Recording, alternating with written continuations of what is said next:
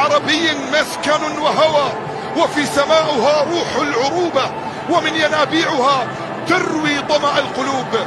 تقول أحلام مستغاني: لم أعرف يوما أن للذاكرة عطر أيضا فهو عطر الوطن، وكذلك المغرب له عطر يعلق في الذاكرة ويشمم من مسافة 1000 وطن.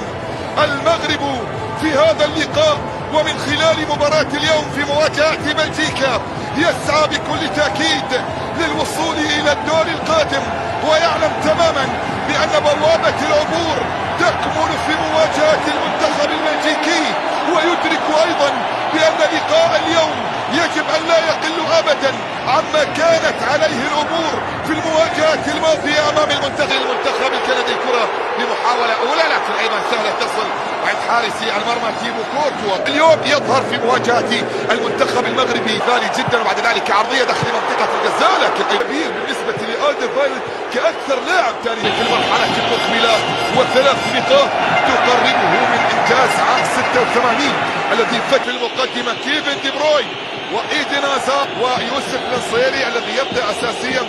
وبالمناسبة الكرة بمحاولة ملعوبة، لكن ياسين بونو في التوقيت المناسب يخرج عملية للاعبين المنتخب البلجيكي في مباراة اليوم. مباراة والكرة بعد ذلك هي موجودة، عرضية داخل منطقة الجزاء وابعدت لله، كرة بمحاولة داخل منطقة الجزاء رأسية بعد ذلك لكن ابعدت، تحولت إلى خارج أرضية الملعب.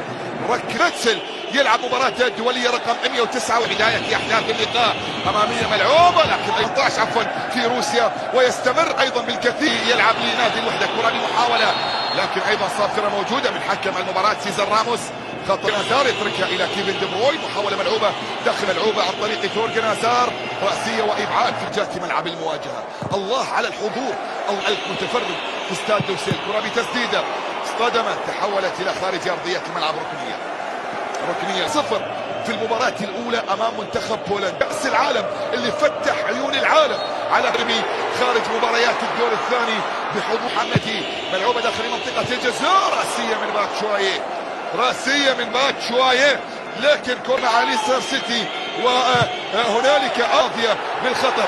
عسرة يا شباب، كرة بتسديدة في أحضان حارس. نتمنى بأن يظهر المنتخب المغربي بأداء أفضل والمرور.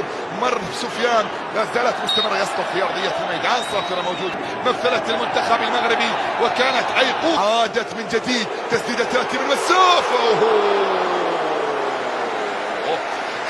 حلوة هازارد، عادت مرة أخرى، وصلت أمامه هنا من خلال أحداث هذا اللقاء. حضرت بشكل جميل جدا في مباراة كرواتيا وأعلنت ملعوبة داخل منطقة الجزاء. مرة طالت خلال مباراة اليوم وفي أحداث هذا اللقاء. كرة أمام الحكم الدولي المكسيكي أمامي يعتقد فيها راية. نعم لا زالت مستمرة وقائمة، ملعوبة تأتي والتسديدة إلى خارج أرضية الميدان. إذا هذا الخطأ يا بوفال، عندهم مشاكل الآن. الهربة والانسداد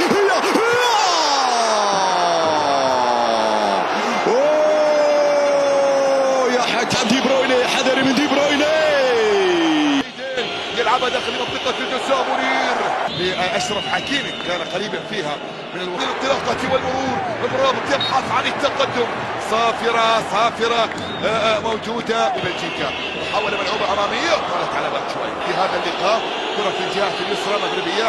16 مباراة دولية لنور الدين ديفيد. محاولة تأتي ملعوبة خطيرة إلى خارج أرضية الملعب. وصلت لمصلحة المنتخب المغربي. المغرب انتصارا على حساب المنتخب البلجيكي. أمامية واللاعب الذي فاز مع المغرب ببطولة كأس زياش. مرر يا زياش. محاولة لمصلحة المنتخب المغربي، ملعوبة جول.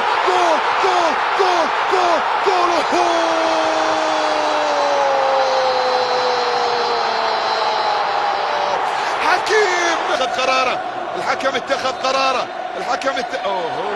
منافسات بطولة كأس العالم وفي هذه وتداخله مع حارس المرمى وجود التسلل. كرة بمحاولة ملعوبة لكن برافو.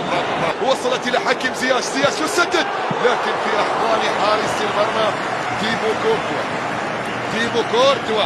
مباراتي والتي انتهت بمصلحة العنابي برباعية كندا التي ستواجه بعد نهاية هذا إلى المنتخب المغربي الآن محاولة تقدم مر بشكل مثالي جدا وسدد. الله الله الله الله الله الله على منير، قمر ينير على أداء المنتخب المغربي في الشوط الثاني.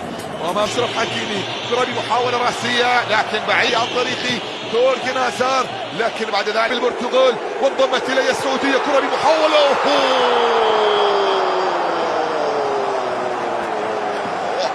المنتخب البلجيكي خطيرة في الجهة اليمنى عرضية. الله يبحث عن التقدم لاعب ليستر سيتي، مع المنتخب المغربي لا زال ينتظر إجراء أول قائمة لمصلحة المنتخب المغربي. تسديدة من هذا المكان بعيدة وضعيفة من نصير مزراوي، مرة خطيرة داخل منطقة الجزاء، لا زالت متصلة إلى الصيري لا لا لا لا لا لا لا كيمي إلى كرة داخل منطقة الجزاء خطيرة جدا تعود من جديد أمامية ملعوبة، لكن أيضا مرة أخرى المغربي مرور بشكل مثالي عرضية للمنتخب الفرنسي. كرة بمحاولة إبعاد في التوتار إلى البديل تيليمانس، ميرتز يسدد. الله الله الله الله الله الله يا محمدي الله. لا زالت مستمرة باتشواييه يسدد لا زالت مستمرة وقائمة تسديدة لكن بعيدة ماضية، ويستمر أيضا في هذه النسخة.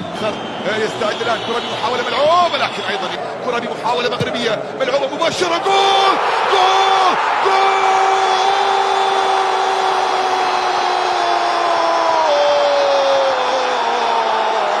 هذه المرة أسود الأطلس تزهر من دي بروين أمامية داخل منطقة الجزاء عن التقدم والمرور، لكن أيضا يا سلام الملعب. استنفذت المغرب كل تبديلاتها الخمسة المتاحة من خلال اللاعبين في أرضية الملعب. ينتظر دخول من أحداث في هذه المواجهة.